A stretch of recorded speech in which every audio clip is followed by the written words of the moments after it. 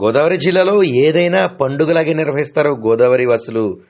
తూర్పుగోదావరి జిల్లాకు సంబంధించి అనపర్తిలో ఎన్నో సంవత్సరాలుగా జన్మభూమి ఎక్స్ప్రెస్ వారి స్టేషన్లో, ముఖ్యంగా అనపర్తి స్టేషన్లో ఆగాలన్నది వారి చిరకాల కోరిక. ఈ నేపథ్యంలో ఎట్టకేలకు ఈ జనవరి మాసంలో ఈ హాల్ట్ ఇచ్చారు. ఎంపీ పురంధేశ్వరితో పాటు ఎమ్మెల్యేతో పాటు ప్రజాప్రతినిధులు, ముఖ్యంగా ప్రజలు పెద్ద ఎత్తున చేరుకున్నారు. ఒక పండుగను మించి వేలాదిగా ర్యాలీగా జన్మభూమి ట్రైన్ వచ్చేసరికి అక్కడికి చేరుకుని రైలు ఆగిన వెంటనే చకచకా దండలు కట్టి ముస్తాబు చేశారు. రైలు డ్రైవర్కు షేక్ హ్యాండ్ ఇస్తూ, రైలు ప్రయాణికులకు అభివాదం చేస్తూ ఒక పండుగను మించి నిర్వహించారు. ఇకపై మన ఊర్లో, మన అనపర్తిలో ప్రతిరోజు జన్మభూమి రైలు ఆగుతుంది, చకచకా మనం ప్రయాణాలు చేయవచ్చు అంటూ ఒక సందడి పండుగను మించి నిర్వహించారు. రైల్వే ప్లాట్ఫామ్ అంతా కూడా చక్కగా అలంకరించారు. ఏదో ఒక పెద్ద కార్యక్రమం, భారీ కార్యక్రమాన్ని మించి గోదావరి వాసులు అయితే మాత్రం అనపర్తి రైల్వే స్టేషన్లో పండుగను మించి ఈ కార్యక్రమం నిర్వహించారని చెప్పుకోవచ్చు. నిజానికి ఈ ప్రజల్లో చూపించిన జోష్ రైల్వే అధికారులు కాదు, అక్కడ ఉన్న ప్రజాప్రతినిధులు, ముఖ్యంగా ఎంపీ పురంధేశ్వర్లో కూడా కలిగిందని చెప్పుకోవచ్చు. గతంలో ఈ ప్రాంతంలో ఎలక్షన్ నిమిత్తం వచ్చినప్పుడు ఇక్కడ ప్రజలు అడిగిన కోరిక ఒకటే, జన్మభూమి ఇక్కడ హాల్ట్ కల్పించాలని. అదేవిధంగా గౌరవ ప్రధానమంత్రి అధికారుల వారు ఇక్కడ హాల్ట్ కల్పించడం ఎంతో ఆనందంగా ఉందంటూ పురంధేశ్వరి సైతం కృతజ్ఞతలు తెలియజేస్తారు. అనపర్తి, ముఖ్యంగా అక్కడ నియోజకవర్గానికి సంబంధించి ఎమ్మెల్యే కూడా ప్రత్యేకంగా మాట్లాడారు. ఏదేమైనా చూడటానికి రెండు కళ్ళు సరిపోవు అనే విధంగా ప్లాట్ఫామ్ ఈ చివరి నుంచి ఆ చివరి వరకు అందంగా ముస్తాబు చేశారు. వేలాదిగా ప్రజలు చేరుకున్నారు.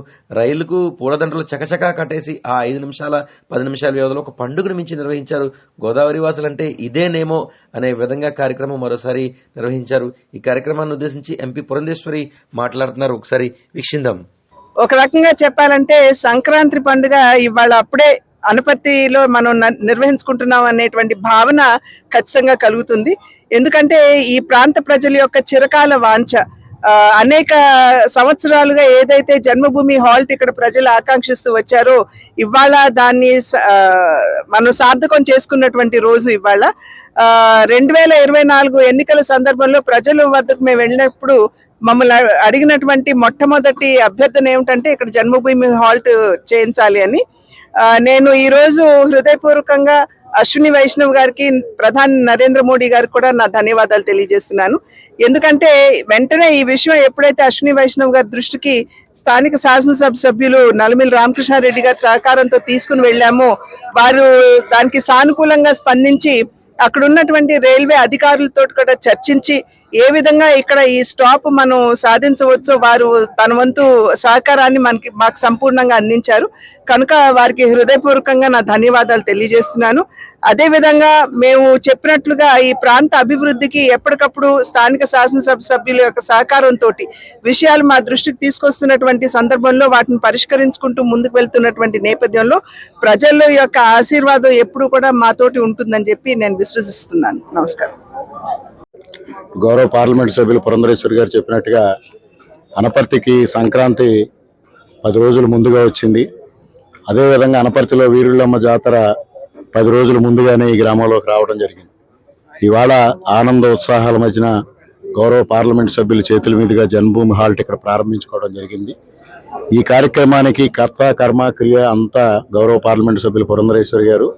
వారు అశ్విని వైష్ణవ్ గారితో మాట్లాడడం, ప్రధానమంత్రి గారితో మాట్లాడడం, ఇవన్నీ వారు నిర్వహించి ఏదైతే ఇచ్చిన మాట ప్రకారంగా ఇవాళ జన్మభూమి హాల్ట్ అనపర్తి ప్రాంత ప్రజానీకానికి కానుగ్గా, సంక్రాంతి కానుగ్గా మేడం ఇచ్చారు. వారికి హృదయపూర్వకంగా కృతజ్ఞతలు తెలియజేసుకుంటూ ఈ ప్రాంత అభివృద్ధి కోసం గౌరవ పార్లమెంట్ సభ్యులతో కలిసి అన్ని విధాలుగా ఈ ప్రాంతాన్ని అభివృద్ధి చేయడమే ధ్యేయంగా ముందుకెళ్తాం. అభివృద్ధి సంక్షేమాన్ని మేళవించి సుపరిపాలన అందించడమే ఇవాళ కూటమి యొక్క లక్ష్యం. ప్రధాని నరేంద్ర మోడీ గారు, ముఖ్యమంత్రి చంద్రబాబు నాయుడు గారు, ఉప ముఖ్యమంత్రి పవన్ కళ్యాణ్ గారి నేతృత్వంలో సుపరిపాలన అందించే దిశగా మేమందరం కృషి చేస్తామని మరొక మారు ఈ జన్మభూమి హాల్ తీసుకొచ్చినందుకు గౌరవ పార్లమెంట్ సభ్యులు పురంధరేశ్వరి గారికి హృదయపూర్వకంగా కృతజ్ఞతలు అనపర్తి నియోజకవర్గం తరఫున తెలియజేసుకుంటూ సెలవు.